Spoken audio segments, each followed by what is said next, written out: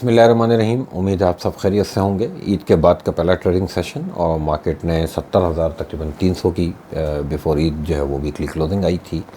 Highest ever closing थी market की और मार्केट अपने ट्रैक पर माशाल्लाह चल रही है। बीच में देखें एक डेवलपमेंट जो रीजनल एक कॉन्फ्लिक्ट सामने आ रहा है ईरान का और इज़राइल का, उसके कुछ हमने जो है वो इवेंट्स होते हुए देखे वीकेंड पे। इनको मैं एटलीस्ट अभी तक की जो सिचुएशन है उसमें ये बिल्कुल वैसे ही है जैसे पाकिस्तान और इंडिया का एक कॉन्फ्लिक्ट हुआ था और पाकिस्तान और ईरान का एक आपस में एक छोटी सी जो है वो टुच हुई थी। ये चीज़ें जो है वो बॉर्डर्स पे चलती हैं, लेकिन ईरान का इज़राइल के साथ डायरेक्ट कॉन्फ्लिक्ट होना ये पूरी दुनिया की फाइनेंशियल मार्केट्स के लिए डेंजरस है, पूरी दुनिया के फाइनेंशियल्स के लिए डेंजरस है, क्योंकि ईरान जो है वो इतनी ताकत रखता है कि ये जो सी रूट है इस पे जो है पेट्रोल की, ऑयल की जो सप्लाई है उस सप्लाई लाइन को वो डिस्टर्ब कर सके। हमें थोड़ा सा इसकी तरफ अभी ध्यान इस सेंस में रखना चाहिए कि अगर ये झगड़ा आपस में बढ़ेगा तो डेफिनेटली फिर हमारी मार्केट्स क्या पूरी दुनिया की स्टॉक मार्केट्स के ऊपर उसका नेगेटिव इम्पैक्ट हम देखेंगे।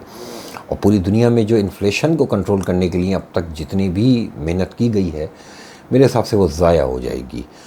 और मुझे नहीं लगता कि ये कॉन्फ्लिक्ट ज़्यादा बढ़ेगा। दोनों पार्टीज़ को जो है लोग इस मामले में संभालेंगे, क्योंकि डायरेक्ट जो है इसका इम्पैक्ट इन्फ्लेशन के ऊपर आएगा।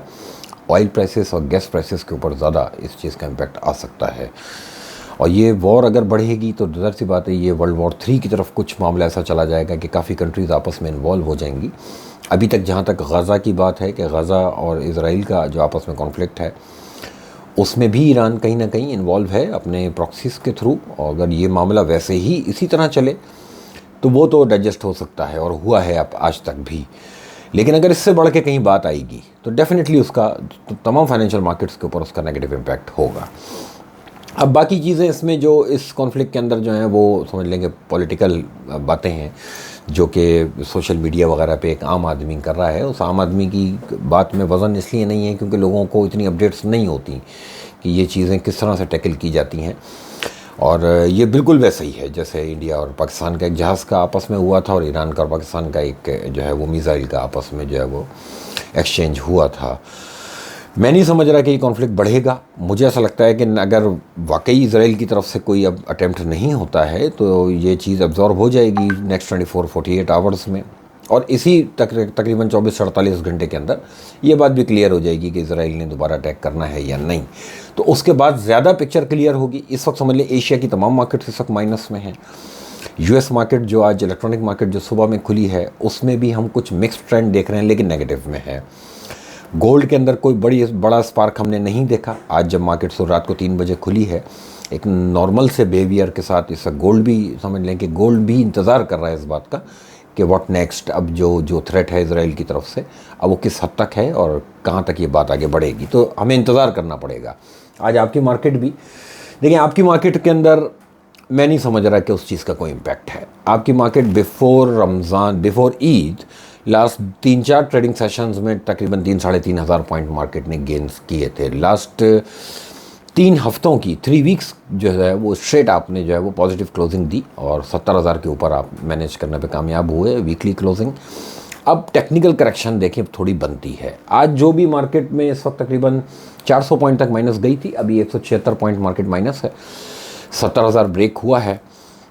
मुझे ऐसा लगता है कि इमीडिएट सपोर्ट वो 69,200 और 69,200 भी अगर ब्रेक करती है मार्केट तो फिर 68,300 तक हम मार्केट को एक्सपेक्ट करेंगे। इनिशियली जो पहला सपोर्ट है वो 69,200 तक एटलीस्ट भी इंतज़ार करना चाहिए।